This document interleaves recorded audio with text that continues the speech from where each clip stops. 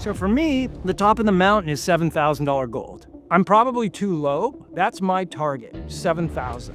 The reason why we're at 4,600 is because of the war, plain and simple. The war basically was triggered for gold and silver to take off. I said that we were gonna see probably $4,500 gold, 4,800, somewhere in there before the end of June, and we'd see around 72 silver before the end of June. We're already there. Now, if you use 1% of 7,000, it's $70 silver. And I think that's no chance in heck you're gonna only get 1%. Use 2%, you're at 140, which is a more legitimate number. Use 3%, you're at 210.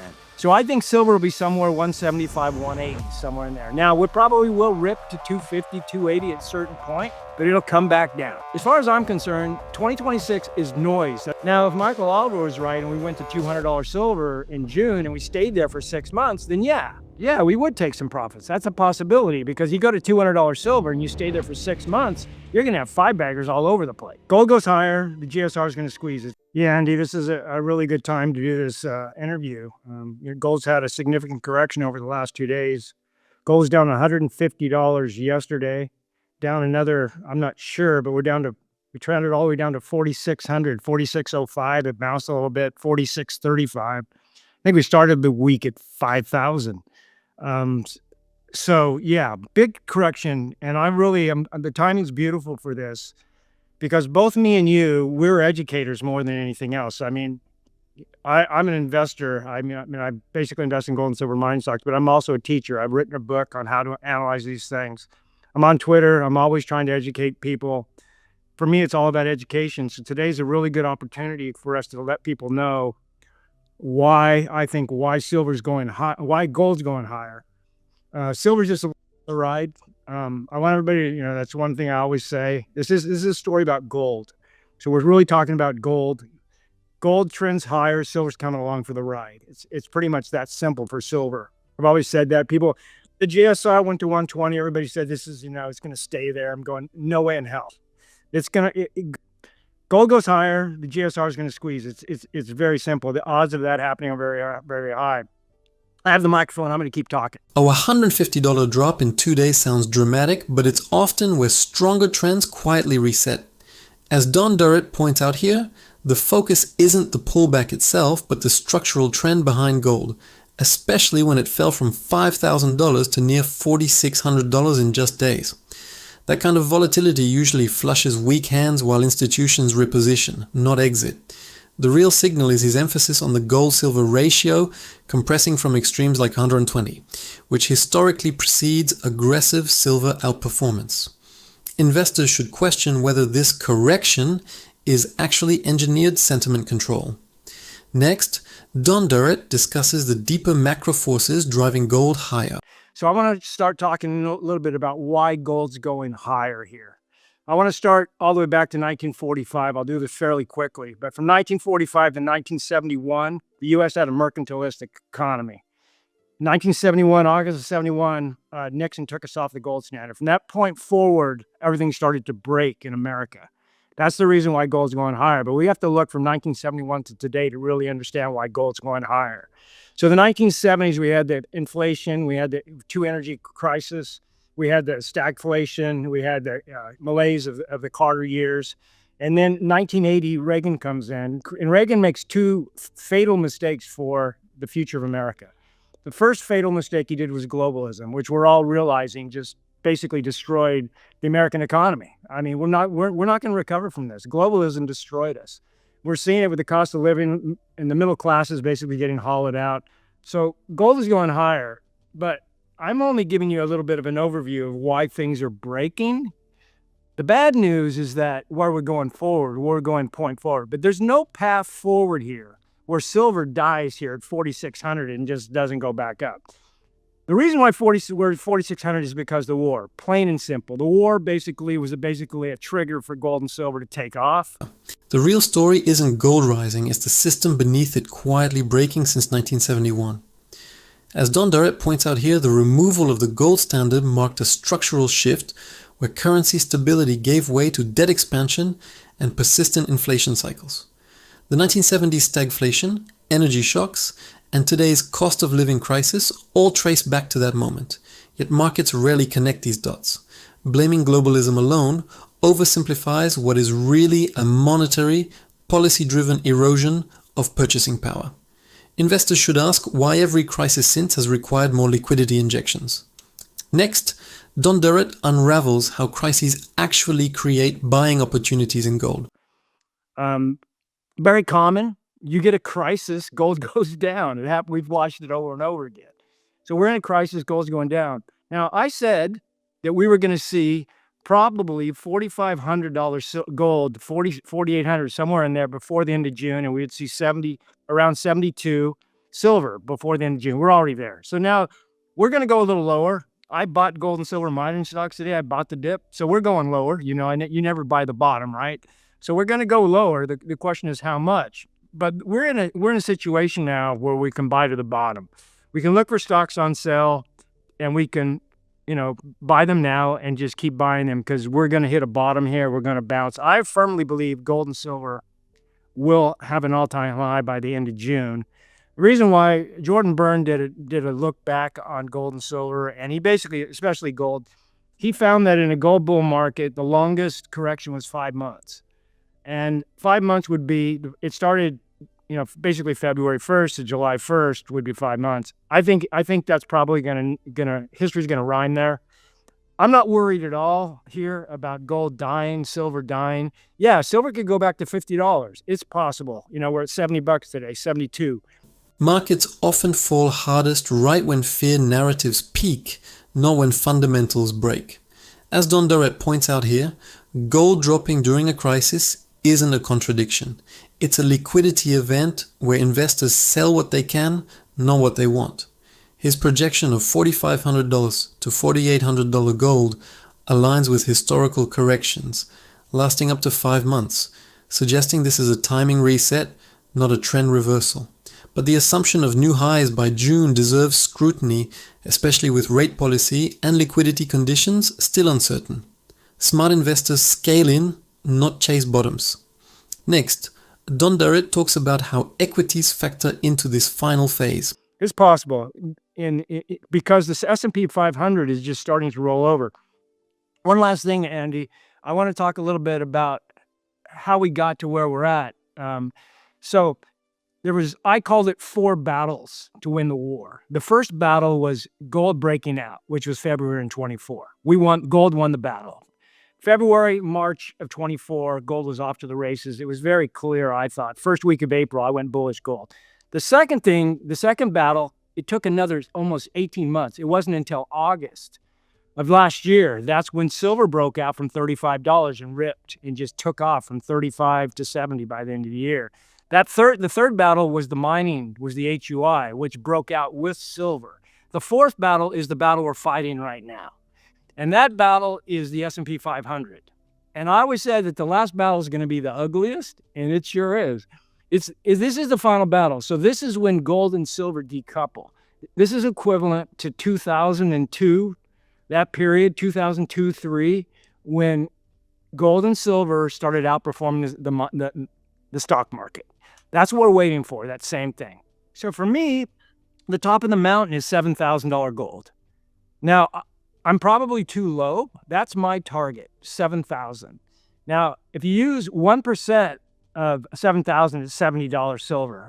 The real warning here isn't gold's rise, it's the S&P 500 quietly losing momentum beneath the surface. As Don Durrett points out here, this fourth battle signals a potential decoupling where equities weaken while metals strengthen, similar to the 2002 to 2003 transition period.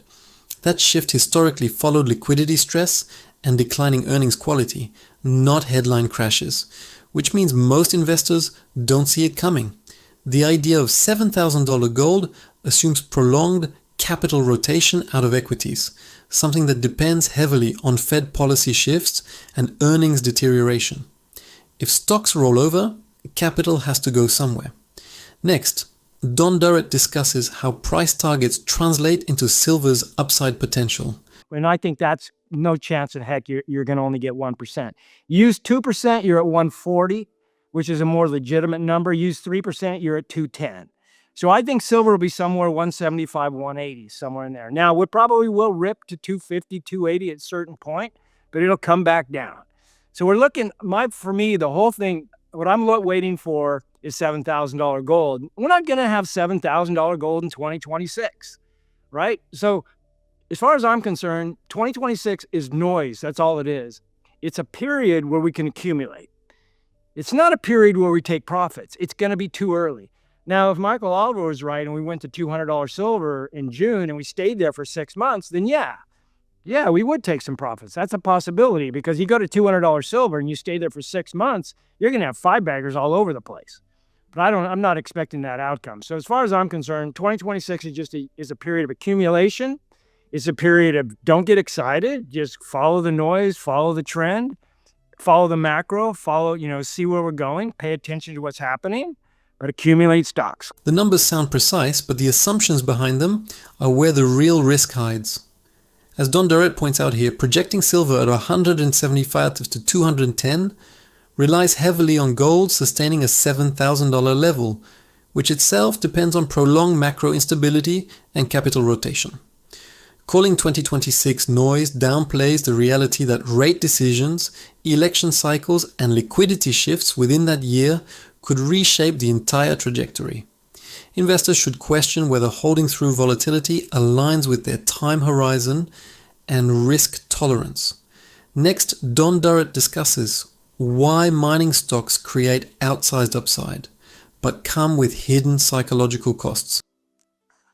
Bank of America's lead metals analyst says silver could get as high as, I think, 309 by the end of the year, based upon a lot of things he's calling for 2026, which is interesting. I talked to, I've been doing this for a long time, Don. I've been doing this for 36 years, and I think investors freeze, some of them anyway, when it comes to mining shares. They'll buy physical gold, they'll buy physical silver. Many of them won't buy mining shares for whatever reason. Maybe it's a steeper learning curve, or it's greater volatility, leverage, which cuts both ways, upwards and downwards. So for the investor who's watching this, many of whom have done business with Miles Franklin before, but maybe still hesitates on miners, are they missing, in your mind, I think I know the answer to this, the most asymmetric, meaning low downside, high upside, part of this entire move? Yeah, the thing that's rough is that, and it's happened right now, on this last couple days, is that people just don't have the stomach for paper losses of that size. We have the HUI down 28% from the top. That's a pretty big drop. A lot of people can't, not very many people actually bought the top here. But a lot of people, they're experiencing 10, 15, maybe 20% losses on some of the recent purchases. A $300 silver forecast grabs attention, but the real story is why most investors still won't act on it. As Don Durrett points out here, even with asymmetric upside, mining stocks lose participants because of volatility, highlighted by the HUI dropping 28% from its peak. That kind of drawdown exposes a key truth. Institutional players can absorb losses, while retail investors often exit at the worst moments. The narrative of easy upside ignores the behavioral gap that destroys returns. Before chasing projections, investors should assess whether they can tolerate sharp interim losses. Next, Don Durrett unravels why many investors default to physical metals instead. The average consumer, they can't handle that, so they have like a stop loss, and they end up losing money because they can't handle the volatility. You really should stay out of mining stocks. Just do physical. Do physical gold and silver. Stack it. I think you should do 10%, 5 to 20%, but I think 10% is a good number. Why hold money in cash when cash is getting inflated away? Cash is, when you can do physical. Think in terms of physical as cash. It's like your savings account. Like a lot of people have a lot of money in their checking account, 50,000, 100,000, 200,000 in their checking account or the savings account. Nothing in gold and silver. Take 10% of that and put it in physical, stack physical. That makes sense for everybody, right? You're not really investing. You're just collecting another asset that basically should hold more money than fiat. It's a very simple idea. We're seeing a lot of big banks on Wall Street basically say that, do 10%, 20% of your assets into physical silver or gold, just as kind of a savings plan, because we can't really trust what's going to happen. It's getting more risky to hold stocks and bonds. The shift from investing to simply protecting wealth says more about the system than the assets themselves. As Don Durrett points out here, recommending 10% in physical metals reframes gold and silver, not as trades, but as insurance against currency erosion. But this raises a critical question. If cash is losing value steadily, why are traditional portfolios still heavily weighted toward it? The idea of physical metals as a savings substitute reflects declining trust in financial institutions and policy stability. Investors should balance security with liquidity, not swing entirely defensive. Next, Don Durrett discusses how ETFs offer a middle ground between safety and leverage. Just put it that way. Now, as far as people that have a little bit more risk appetite, that really want to go out there and go after these baggers, if you will. I mean, when you have Newmont Mining, which is the largest mining stock, gold miner, when I have it printing as a 4-bagger at $7,000 gold, but you got to get to $7,000 gold and stay there. You go to $7,000, Newmont won't be a 4-bagger overnight. It's going to take a few quarters for them to have the financials. And then the stock will start ripping higher as people start to believe that 7,000 is the new normal. But if you look at the free cash flow levels and you look at their current multiple, these stocks have uber leverage. It's unbelievable how much leverage they have if we're right about the price direction of gold and silver. Now, we're at $4,600 gold today. If we get above $5,000 gold at some point this year and just stay there for 6 months, Newmont is going to be probably the best performer on the S&P 500. So this is a bet on gold. It's a bet on silver when you buy these mining stocks. But the easier way to do it, instead of just buying Newmont, is you can buy GDX, which is an ETF that basically is going to emulate Newmont. Or you can do some of these others. There's probably 8 pretty good gold silver miner ETFs. There's 8 gold and then there's 4 silver. The promise of 4 baggers sounds compelling, but timing and patience are where most investors fall short. As Don Durrett points out here, even if gold reaches $7,000, mining stocks like Newmont require sustained prices and multiple earnings cycles before reflecting that upside. That delay creates a disconnect between expectation and reality, where investors often exit before the thesis plays out. ETFs like GDX reduce single stock risk, but they also dilute the extreme upside many are chasing. The real edge comes from understanding how long capital must stay committed.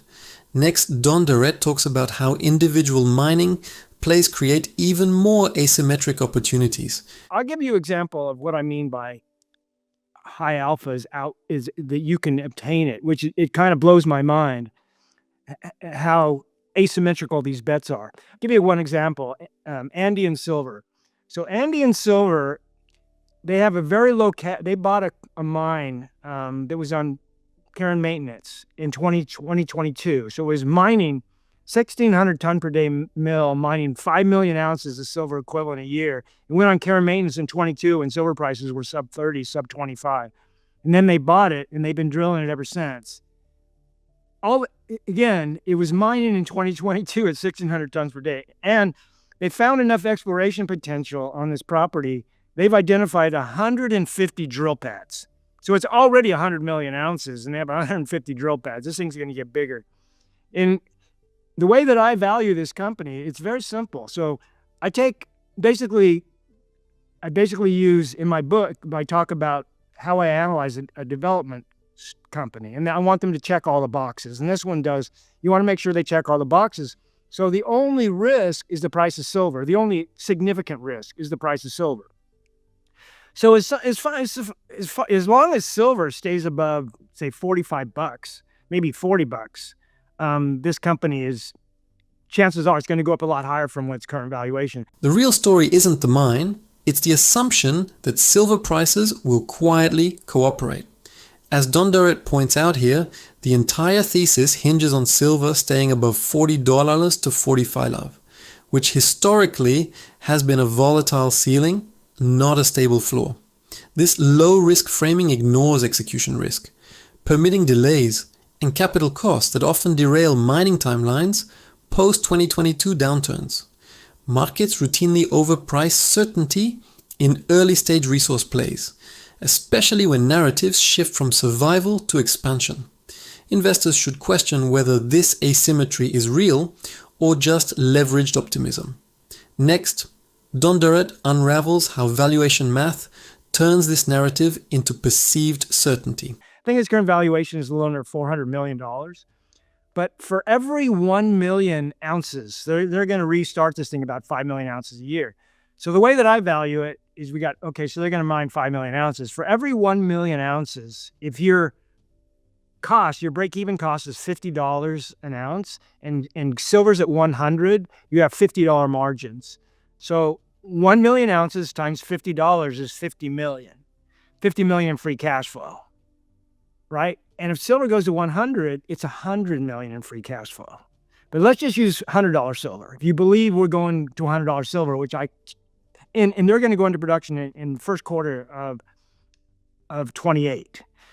And so if they get into production and silver's at $100 and they have $50 margins, that's 50 times 50. That's $250 million in free cash flow. If you put a 10 multiple on it, it's $2.5 billion valuation. Their current valuation's under 500 million. There's 4x there. All we need is $100 silver and we got 4x return. Now, if silver goes to 150, it's 8x return. Those are the kind of leverage plays that exist. That's only one. There's many of them. No, that's why people should check out your work. I wonder sometimes why people fail to see things right in front of them. This isn't valuation. It's a chain of assumptions stacked on a single price target. As Don Durrett points out here, every step from $100 silver to $50 margins to a 10x multiple must align perfectly by 2028 for this 4x return to materialize. What's not said is how rare that alignment is, especially with rising input costs, geopolitical risk, and shifting Fed policy cycles through 2026 to 2027. Free cash flow projections in mining often compress when reality hits execution. Investors aren't blind. They're skeptical of best case scenarios priced as base cases. Next, Don Durrett discusses why these projections still attract capital despite the risks. The warnings from the bond market, the institutionals dumping largest amount of S&P futures ever, the scale of the monetary reset, all of the things that are concerning to me that I talk about every day, and why they're all ignoring the absurdly cheap mining shares while most investors say crowded in the conventional equities. And I guess I'll close with this, Don. I appreciate your time today. You made my job easy today. Thank you for that. Are people still thinking far too small about what's coming? Not just for gold and silver, but for mining shares and really for the entire system itself.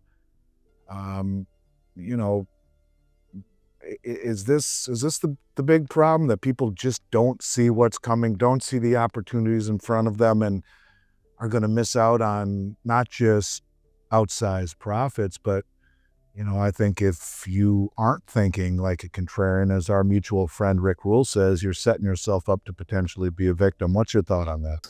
The contradiction is stark.